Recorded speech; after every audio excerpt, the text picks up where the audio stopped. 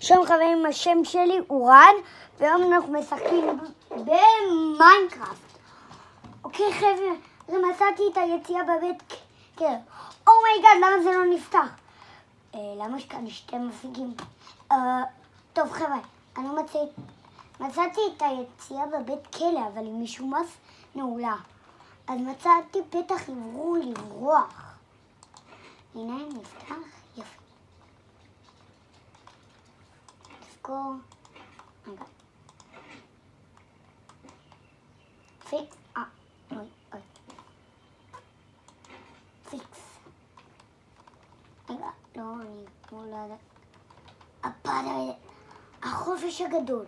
מיינקראפט, הסרט. בקולנוע. מיינקראפט, הסרט בקולנוע. מיינקראפט, הסרט בקולנוע.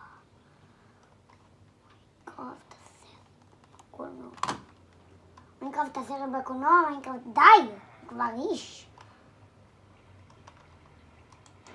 יש כאן מפסק. מה זה?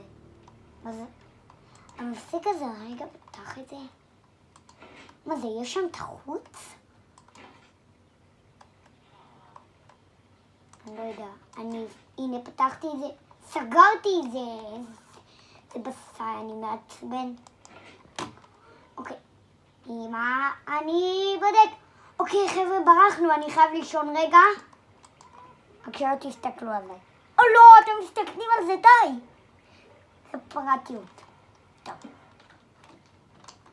טוב, בואו נזכור. אחרינו. טיק, טיק, טיק, טיק, טק, טק, טק. יש כאן שתי יציאות. למה לא יצאתי מזאת? למה לא יצאתי משום דבר? כי באמת.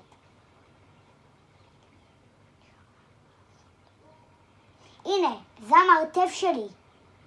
רוצים לעשות סרטון שאני בורח מהפיצריה? או שכבר עשינו? לא עשינו.